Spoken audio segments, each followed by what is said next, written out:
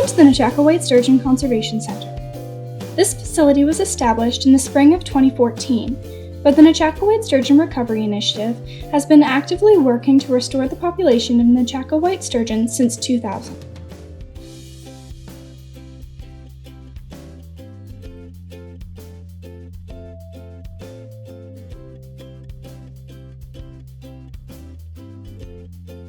The Nechako white sturgeon is listed as critically imperiled with the British Columbia Conservation Data Centre and as endangered with the Species at Risk Act and the Committee on the Status of Endangered Wildlife in Canada. There are many different ways the Recovery Initiative and the Conservation Centre are working to restore the population of Nechako white sturgeon. One of them is to capture and spawn adult sturgeon in the facility in order to raise juvenile sturgeon to be released at 2 years old. As soon as the ice comes off the Nechako River, brood capture can begin. Adult sturgeon are captured from the wild using either set lines or angling equipment. Set lines hold 12 hooks each, and when a sturgeon is caught, the process of determining its sex and maturity begins. Sturgeon are carefully brought onto the boat in a stretcher that allows water to be continuously pumped over their gills. Once a sturgeon is on the boat, it's important to determine the sex of the fish by doing an internal exam.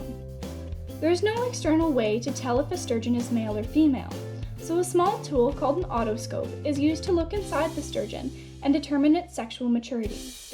So if it's determined that a male or female sturgeon is ready to spawn in the present spring, they'll be brought back to the Nechako White Sturgeon Conservation Center in a trailer tank that is complete with its own oxygen system. Even if a sturgeon cannot be used for broodstock, it's important to record scientific data. Data such as the place and time that they were caught is recorded, as well as the physical attributes and their current sexual maturity.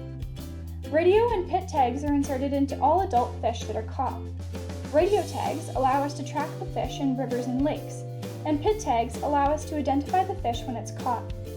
Female sturgeon will begin to drop eggs in the bottom of the tank when they're ready to spawn. When that happens, the sturgeon is taken out of the tank in the same stretcher that's used on the boat. The eggs are carefully massaged out of the female into measuring cups. Those cups are kept cool and out of the sun until they can be mixed with a combination of every male's milt.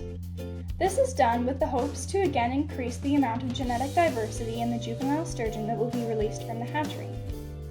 Eggs and milt are carefully proportioned into bowls that are stirred with feathers to simulate the natural environment, and then a water clay mixture is added to the eggs to keep them from sticking to each other during the hour-and-a-half mixing period.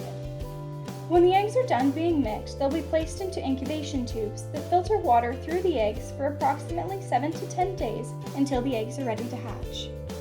One of the main threats to the Nechako white sturgeon population is the lack of clean substrate to spawn on.